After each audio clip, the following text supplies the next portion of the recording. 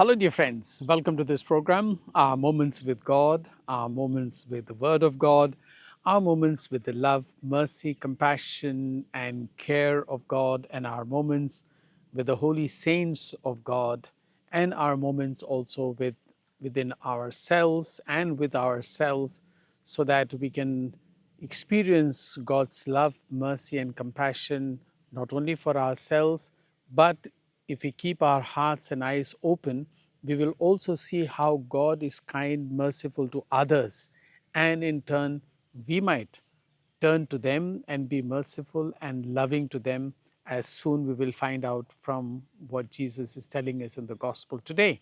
And if you like, you may please subscribe to this channel and share the video with others. Thank you. Today is, of course, the fifth Sunday after Easter, and Jesus is saying, after Judas had left the room, Jesus suddenly proclaims, now the Son of Man will be glorified, and God will be glorified in him, and God will glorify him in himself. So, after Judas had left the room, it was quite certain that what was going to happen to Jesus, that he was going to be betrayed, that he was going to be handed over to the authorities who were going to do what we already know from the Passion narrative, that he was going to go through his passion, his suffering, and eventual crucifixion. So, how does that glorify God? It's a very interesting and important question for us to reflect on. What is glory for God and what is glory for Jesus? Jesus is saying that now the Son of Man will be glorified and God will be glorified in him. Is crucifixion a glorification? How can one understand that? For us, glorification means power, might, superpower, super rich, super wealthy, super whatever in the worldly sense, glory. Yeah, that is what glory is all about. Or going up into the sky, talking about Elon Musk, he is in his glory, or Donald Trump, the most powerful man on earth now being president of America, that is glory. When you are able to defeat everybody, when you are able to overpower everybody. Now, Putin, for example, he is having glorious moments because 3 years have passed and he, despite all the NATO forces and European countries coming together to help Ukraine, he is still able to stand all that. That is glory for the world. But crucifixion, way of the cross, suffering, how can that be glory? But this is what we need to understand about Christianity, that the way of the cross, the way of suffering, that is not only a way for purification, but that is how God is glorified. How? But how? How in suffering?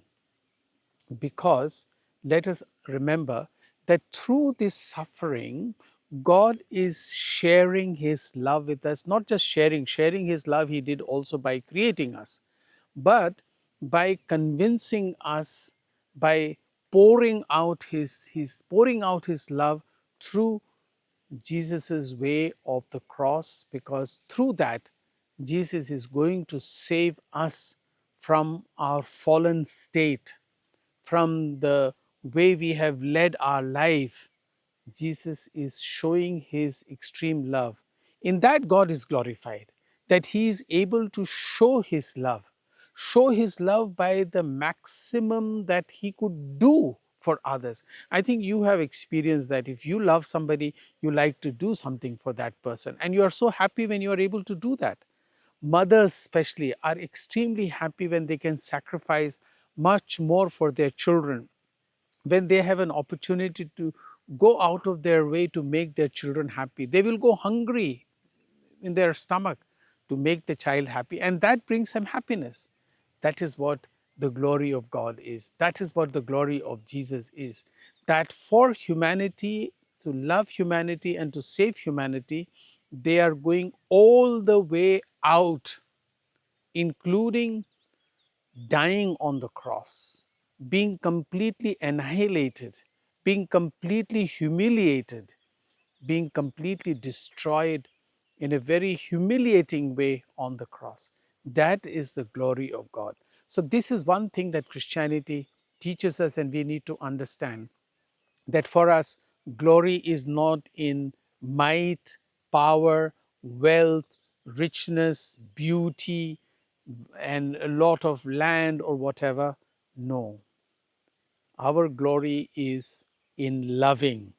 How much can we express through our love for others? And that is why the gospel continues today by Jesus saying that you will see me no longer after a while, and I am giving you a commandment: love one another as I have loved you.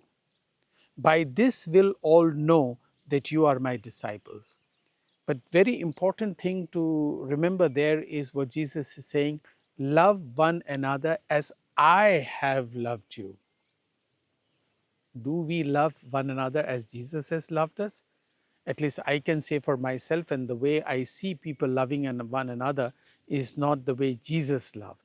People love others because they get something in return, because they expect to be loved back, or because they have a special love for somebody. They like their looks, or they like their wealth, or they like their power, or they hope that they get a promotion in their life. That's why they show their love. What was Jesus's love? Jesus's love was sacrificial. Jesus's love was forgiving. Jesus's love was full of understanding, understanding for the mistakes of Peter, the denial of Peter, understanding the doubtful Thomas, that he refused to believe that Jesus had risen from the dead. His understanding towards those two disciples on the way to Emmaus. Then there are hundreds of examples where Jesus shows his understanding towards that adulterous woman who was caught in adultery and people wanted to stone her. Jesus curing people on the Sabbath. This is all Jesus' way of loving, forgetting about rules and regulations, forgetting about what you can get back, forgetting about how somebody will return in love. It is pure love. That is why love one another, not for your own sake, not because they belong to your family or because they belong to your friend circles or because they belong to your group or country, but because that person is in need. That person is in need of your help. That is where real love comes. And Jesus showed that love not just by curing people, by being at their service, by, but by ultimately hanging on the cross and dying on the cross for you and me. Can we once again try to follow this path of Jesus's loving one another as Jesus has loved us? Let us try. I know it is difficult. It is almost impossible, I must say, or I can say. But one can always make an attempt. And my appeal to all of us is to try and understand the love of Jesus for ourselves and how we can do it also for others. And if you like, you may please subscribe to this channel. Thank you.